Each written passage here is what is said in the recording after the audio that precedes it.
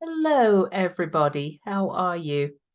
Well, I'm just going to make this quick video about Jupiter conjunct the North Node. This is happening on June the 1st, and I'm going to share my screen and talk about it. Then we're going to look at the symbols.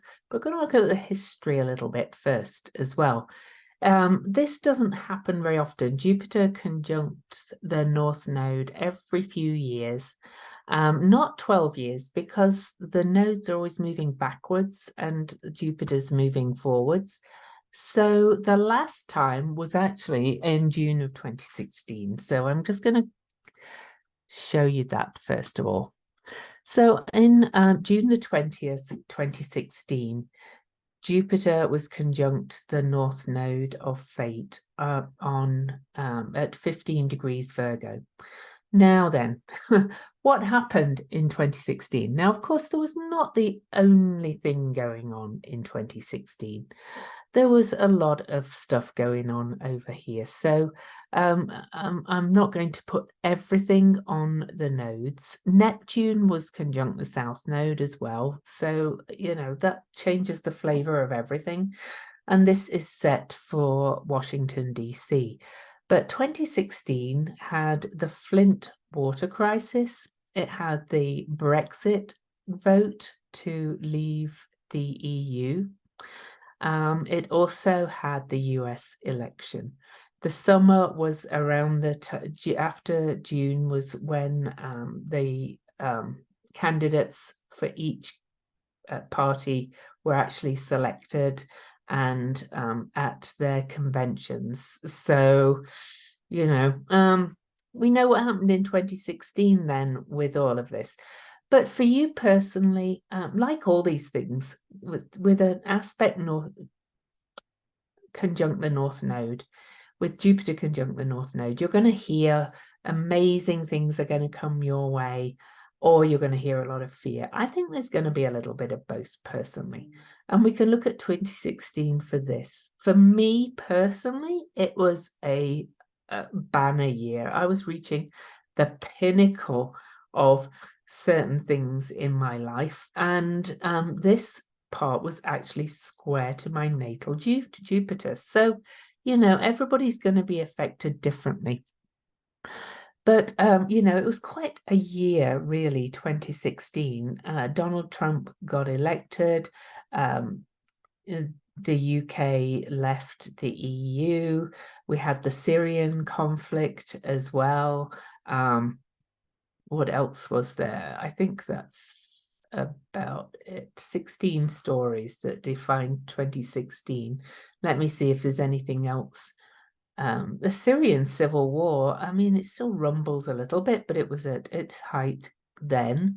There was the Flint, Michigan water crisis, which I don't think has been resolved yet. There was also a lot of terror attacks around the world in that year. In West Africa and Brussels airport and Paris attack.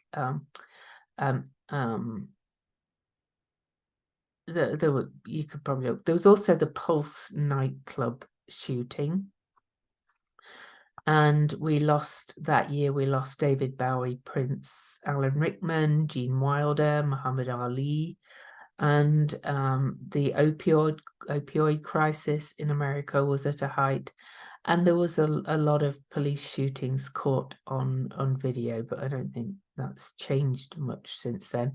But there was a spate of them in 2016 as well, just as we seem to have had a spate of shootings, like more than usual this year. And that was the year that police officers were ambushed in Dallas and Baton Rouge. And 5 police officers were killed.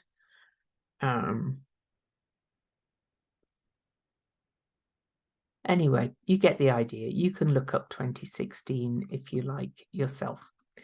So that was the last time that Jupiter was conjunct the North Node. Personally, it was a pretty good year, apart from Donald Trump winning the election. But in terms of my work and my family and so on, it was a pretty good year. But I want to show you the last time that this happened in the sign of Taurus.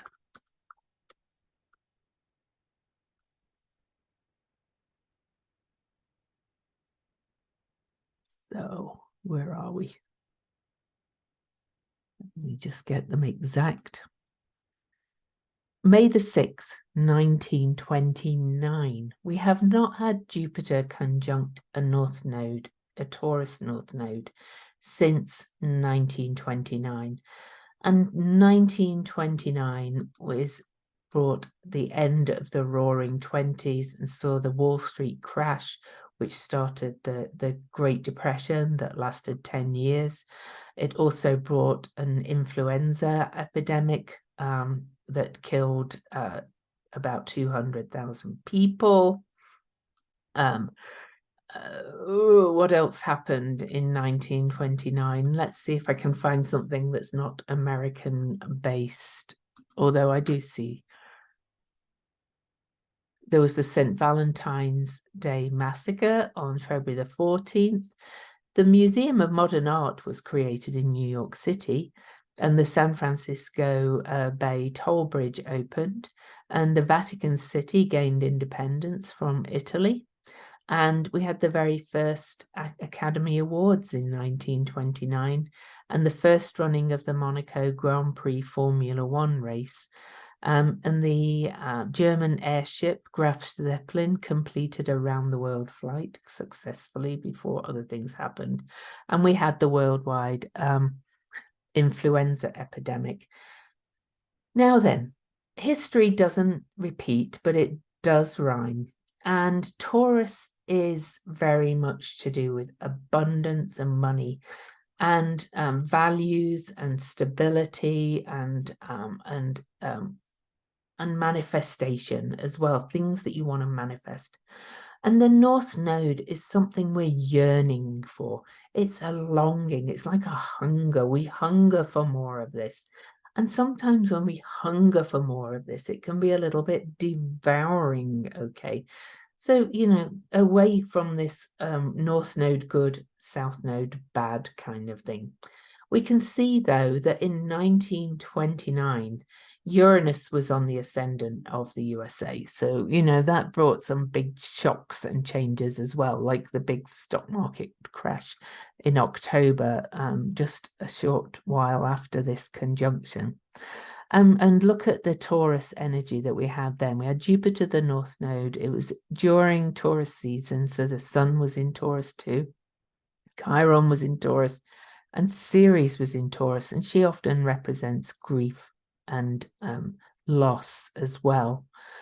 So it's an entirely different vibe. Also, Pluto was in Cancer, only 3 degrees away from the US Sun.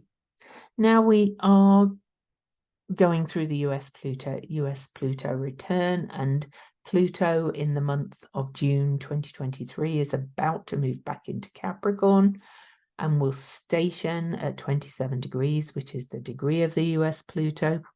So who knows?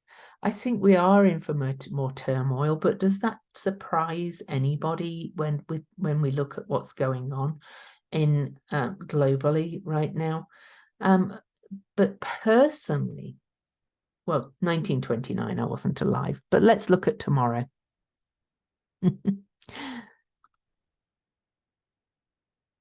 Okay, Jupiter is going to be conjunct the North Node tomorrow at 3 degrees Taurus.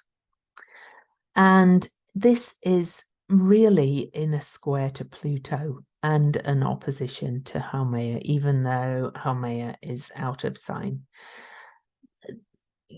This is going to bring big change. Anything conjunct the North Node is going to bring big changes in some way. For me personally, it's right on the bottom of my chart, opposing my midheaven, and little signs of what's coming. I've seen an increase in my business, in opportunities coming my way, but Jupiter is my ruling planet. And I even had seemingly trivial things, like I got $168 from a class action suit and a surprise $34 insurance refund for an overpayment that I didn't know I'd had. Now, interestingly, Uranus and Vesta are at the point where Jupiter and the North Node were conjunct in 1929. I do think there's going to be some shocks and surprises coming this year around our values and around money. There could be some more ups and downs. I'm not predicting a depression. The entire chart is different this time in many ways. If we use the Sibley chart in the US, the ascendant is pretty much conjunct the ascendant for the Sibley chart for the USA as well. Pluto is not back in Capricorn yet, thank heavens, but will be moving back. But, you know, themes of what we long for. Do we long for more abundance? Do we long to increase our income? Do we long for more stability? Do we long for more rootedness? What are we aiming for? Jupiter really, in many ways, is Santa Claus. You know, so it's what are you asking Santa for on this conjunction could be the real question for you personally. I want you to look where 3 degrees Taurus is in your own chart and have a think about what that might mean. I mean, if it falls in the first house, this is about who you are, your identity, I am. There may be some more longing to really embody who you truly are. In the second house, this is about values, self-worth, self-esteem, and how you earn your money. So it may be for an expansion in abundance, money-wise, or in self-esteem and self-worth. In the third house, it could be an expansion of your voice or connection with community, really embodied connection with community. In the fourth house, this could be about your home, abundance in your home, or abundance in your inner life. That's what you're yearning for, remember. This is what you want. So set intentions to work towards it.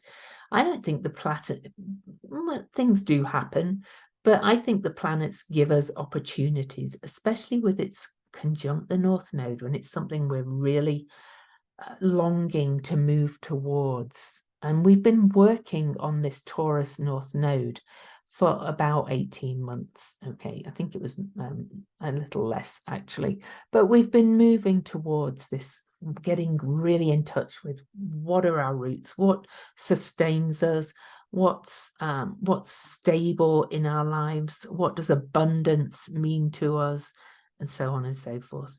If it's in the fifth house, this is about your creative self-expression. It's about children as well, but your inner child, joy, fun, sports, risk, whatever lights you up. Aim for more of that with this Jupiter North Node, powerful conjunction that doesn't happen very often. If it's in the sixth house, this might be about embodied service, or it might be about the health, literally, of your body, and you want to increase your health. If it's in the seventh house, this is probably about your significant relationships. You want kind of solidity and commitment in your relationships, in significant relationships. In the eighth house, this is about shared resources. That's probably about working together to build abundance together. It could also, you never know, mean an inheritance. Jupiter conjunct the North Node. There could be money coming your way, surprisingly, unexpectedly. Not necessarily always an inheritance, but money from somebody else. Ninth house, this one is going to be, Jupiter loves the ninth house. So this is going to be an expansion in your experience of the divine, in your connection with what is true for you. You may get really embodied in some kind of spiritual discipline or belief system or something. You could really tune into it and feel it right in your body. At least that's what you can aim towards. If the 3 degrees Taurus mark is in your 10th house, this is your public face. This is your mission, or hopefully also your career in life. This is you out in the world. This is your visibility, how people see you. So it's time to go, this is me and this is who I am, solidly rooted in this identity. And if it's in the 11th house, this is friends groups, but hopes and wishes for the future too. So if you have this conjunction happening in your 11th house, it might be a good time to set some audacious goals and hopes and wishes for the future. But it could also mean an expansion in friend groups or in some kind of cause that you support as well. And if it falls in your 12th house, this could mean you're yearning to have some more time alone in nature to connect with source and spirit. So aim to do more of that. But let's have a look at the symbols for this lovely conjunction. Well, hopefully lovely. I think it's going to be a mix because it can be devouring. It can be flying for too much, overly optimistic, pushing too hard, going, I want more, more, more. And that can lead to kind of, downfall. It's kind of that if greed is good, but not really kind of energy. So the Chandra symbol for this is a man talking in his sleep. A psychic faculty is dreamt into and sustained, leaving everything wide open for passive absorption, going so deep in there, an altered state that you become karmically thrown into the dilemma of translation between the worlds, being used by astral forces and learning to adapt, indwelling a place reserved for those who are not ready to activate. But oh, the dreams, the vapors, remembrance, recapitulation, return, longing for connection between the worlds. You may be able to take the underworld route through if disciplined attunement is fostered. Creative powers are dammed up and filtered through into naive wistfulness. You wait, hope, and are drawn back and back until the inner worlds have been heard and respected and balance can be restored. So it's something we're longing for, as I said, this yearning, this North Node. So it's kind of like, we're in this altered state where we're kind of going out there and into the world, longing for this connection between earth, spirit, source, in our body, everything, and connection with others. But we feel blocked. Okay, so it's dammed up and filtered through naive wistfulness. That's very Jupiter as well. Jupiter can be really naive. That can be hopium, but drawn back in until the inner worlds have been heard and respected and the balance can be restored. Okay, so I am going to look at the Sabian symbol now. Okay, so this one is called A Rainbow's Pot of Gold. And so remember that this conjunction in 1929 was a completely different chart. I feel a bit more hopeful about this one. For a start, this is in the 5th house for the USA, this one. Not in the area of money. Okay, it was in the axis last time. But this one is in the 5th house of joy, creative self-expression, leadership, all that kind of thing. Anyway, let's look at the symbol. So the symbol itself is called the Rainbow's Pot of Gold. This is a symbol of the true incentives of an outer and physical world, and of the rewards that are guaranteed by an external covenant between the least of individuality and the universal matrix of life itself. There is always the promise of a treasure which at the end proves to be a gratifying complementation in physical tokens of whatever spirituality the self has brought into manifestation through its own efforts. And the key word is faith. When positive, this degree is an inner assurance which enables man to hold steady in every course of his choosing. And when negative, a loss of all opportunity through futile expectation and an unintelligent wandering off in the quest of pure fancy. That's kind of summing up a lot of what I said about the hopium, the overexpansion. Unless you are very rooted and grounded and solid in what you're aiming for and what you're longing for and yearning for. So, bit of yin and yang with this Jupiter conjunct the North Node, but it's a biggie. You know, it's the first time since 2016. So this has only been, what, 7 years? But still, it's a big one. With the video, I'll share this... I'll share the Sabian symbol because I think that really resonates. Other things to mention, yeah, we do have quite a lot of Taurus in there, but I find it interesting that Uranus is at conjunct the degree of this, the last conjunction of Jupiter in the North Node in Taurus, 1929, and so is Vesta. And Uranus tends to turn things around. You know, he's shocks and things and sudden change and radical change. I kind of feel like we're at this radical turning point in the world of, you know, people are starting to wise up and realizing what they have to do to stop the rot, and things are changing. And I kind of like that Vesta, which is the sacred flame of the state, and Uranus, the benevolent rebel, are there looking back to 1929 saying, we're not going to do this again. We'll see if I'm right. Until next time, happy day.